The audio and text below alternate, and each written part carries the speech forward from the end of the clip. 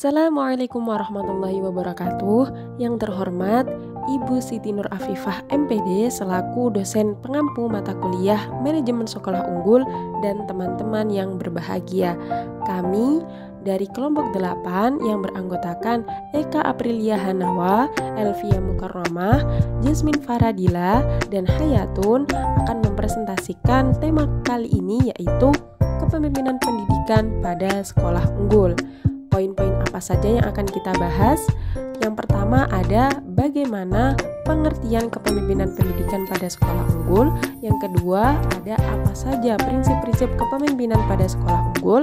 Yang ketiga ada bagaimana fungsi kepemimpinan pendidikan pada sekolah unggul. Dan yang terakhir ada apa saja model-model kepemimpinan pendidikan pada sekolah unggul. Untuk lebih jelasnya, mari kita simak penjelasan berikut ini. Pengertian tentang kepemimpinan.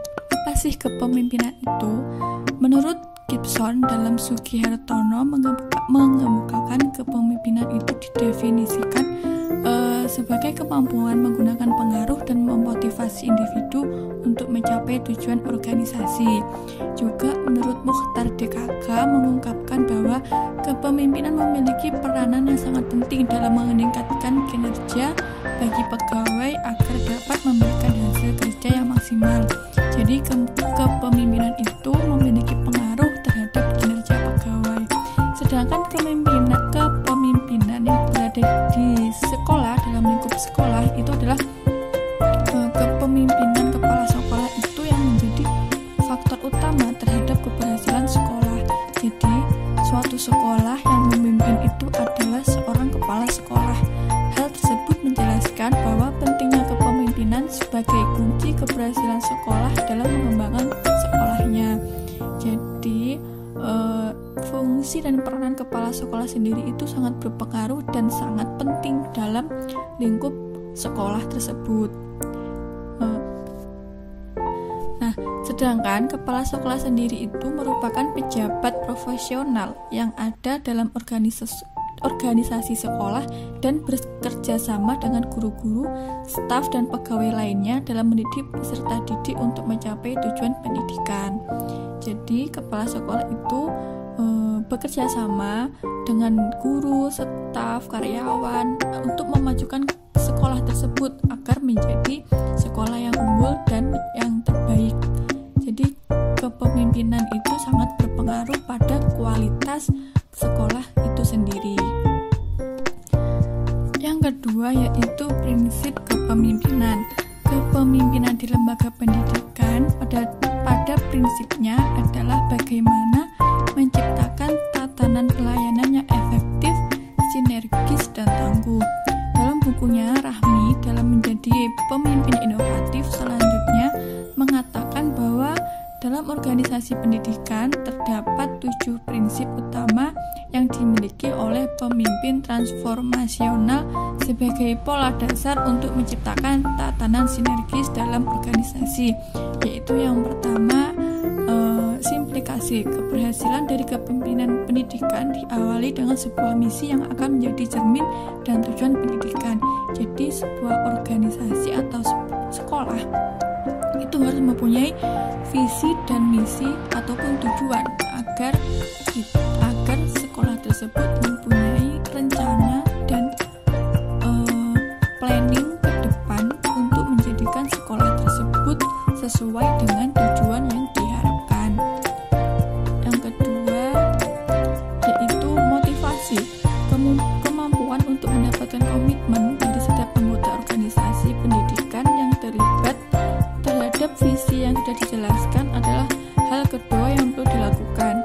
Pada pemimpin dalam organisasi pendidikan itu harus mempunyai motivasi dan juga dapat mengoptimalkan dan memberi energi kepada setiap pengikutnya. Jadi seorang pemimpin itu harus bisa memotivasi dan juga mengoptimalkan kinerja bawahannya atau kinerja karyawan-karyawannya. Yang ketiga yaitu fasilitas.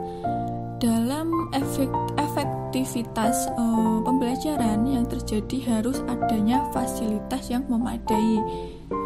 Hal ini akan berdampak pada semakin bertambahnya modal intelektual dari setiap anggota organisasi di dalamnya, itu akan menjadi sekolah atau pendidikan yang unggul. Yang selanjutnya yaitu inovasi. Inovasi itu adalah kemampuan untuk secara berani dan bertanggung jawab dalam melakukan sesuatu perubahan bila mana diperlukan dan menjadi suatu tuntutan dengan perubahan yang terjadi. Jadi misalkan ada pembaruan-pembaruan yang akan dilakukan, itu seorang pemimpin harus mempunyai inovasi, harus berani bertanggung jawab dalam melakukan sesuatu perubahan jika memang perubahan itu dikehendaki. Jadi kita harus mempunyai inovasi terbaru agar pendidikan kita, sekolah kita menjadi sekolah yang lebih maju. Yang selanjutnya yaitu mobilitas. Mobilitas yaitu pengerahan semua sumber daya yang ada untuk melengkapi dan memperkuat setiap anggota organisasi yang terlibat di dalamnya dalam mencapai visi dan tujuan. Jadi kita sebagai pemimpin dan sebagai staf-staf karyawan atau seorang guru yang ada di sekolah harus mengerahkan segala energi kita, kemampuan kita dalam mencapai visi, misi, dan tujuan sekolah kita, sehingga sekolah kita akan menjadi sekolah yang sangat bagus dan sesuai dengan apa yang diharapkan. Selanjutnya yaitu siap siaga. Siap siaga berarti kita harus siap menghadapi tantangan atau hambatan, atau juga bisa sebuah perubahan atau apapun itu, hal kita harus siap dalam menghadapinya, dan kita juga harus siap dalam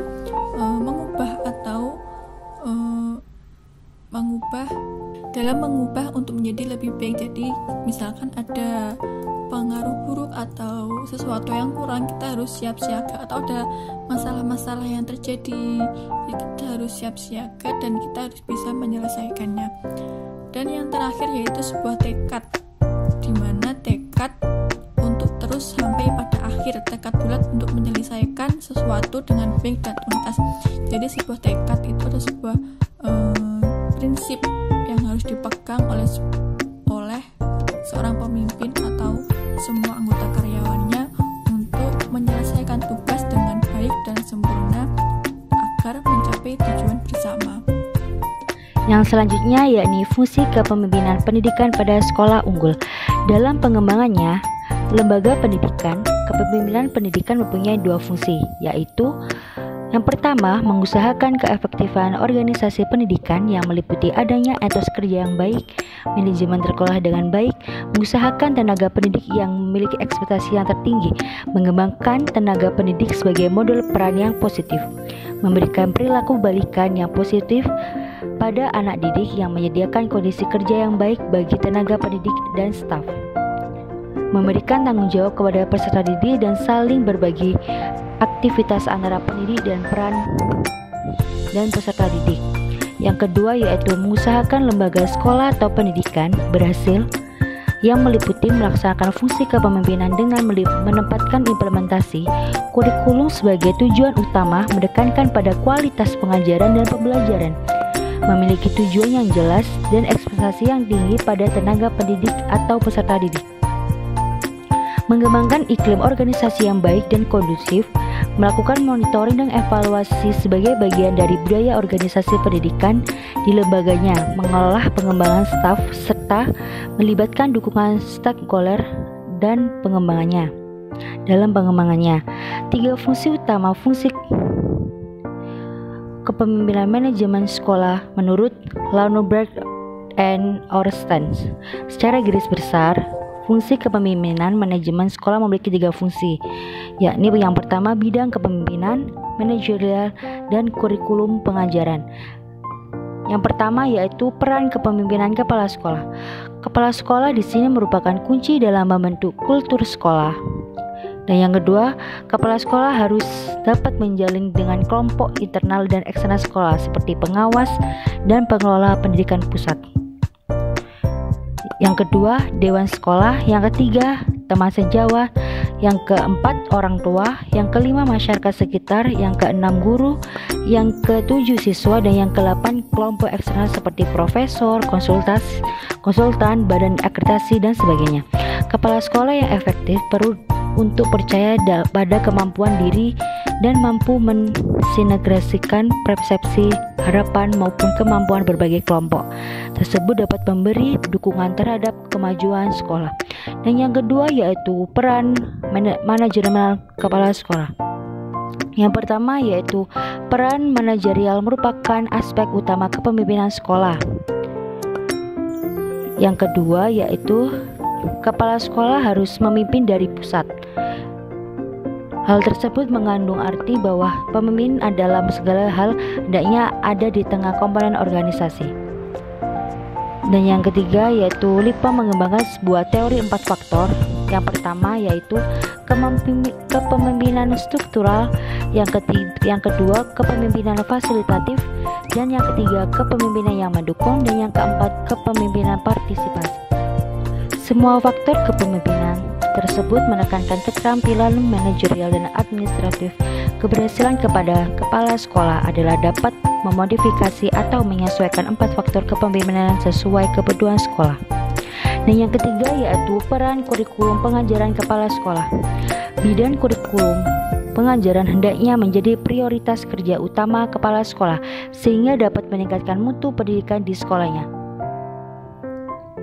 Mudbir mengembangkan 6 peran kepala sekolah di bidang kurikulum dan pengajaran, yaitu yang pertama, menjamin kualitas pengajaran, yang kedua, mengawasi dan mengevaluasi pengajaran, yang ketiga, mengalokasi dan melindungi waktu pengajaran, yang keempat, mengkoordinir kurikulum, yang kelima, memastikan isi mata pelajaran tersampaikan, dan yang keenam, monitoring kemajuan siswa.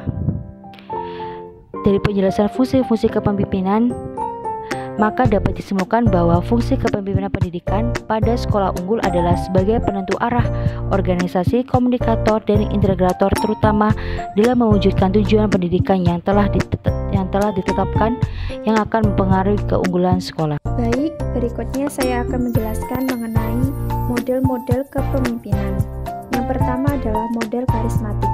Jadi di sini pemimpin memiliki kekuatan energi atau daya tarik yang luar biasa. Kemudian yang kedua, model paternalistik dan materialistik, di mana pemimpin bersikap melindungi pengikutnya, seperti seorang bapak yang penuh kasih sayang, sehingga memberikan kebebasan kepada karyawan untuk berinisiatif dalam pengambilan keputusan. Kemudian yang ketiga adalah model militaristik. Jadi di sini pemimpin bersikap komando dengan menggunakan sistem perintah dari atasan kepada bawahannya secara otoriter, sehingga menghendaki supaya bawahannya selalu taat secara formalitas. Kemudian yang keempat adalah model otokratik yang didasarkan pada kekuasaan dan paksaan yang mutlak dan harus dipenuhi, sehingga pada model ini kekuasaan menjadi bersifat absolut. Kemudian yang kelima adalah model laissez-faire, yakni kepemimpinan yang membiarkan pengikutnya bersikap semaunya sendiri dengan penuh tanggung jawab. Kemudian yang keenam adalah model populistik yang berpatokan pada nilai masyarakat tradisional. Kemudian yang ketujuh adalah model administratif, di mana pemimpin dapat melaksanakan tugas-tugas administratif dengan efektif, yang mana melalui tipe ini diharapkan muncul suatu perkembangan teknis, manajemen modern, dan perkembangan sosial. Dan yang kedelapan adalah model demokratik, di mana pada model ini pemimpin selalu berpusat pada rakyat dan memberikan bimbingan pada pengikutnya, sehingga kekuasaan organisasi ini terletak pada peran aktif dari setiap bawahannya. Itu tadi penjelasan dari kelompok 8 tentang kepemimpinan pendidikan pada sekolah unggul.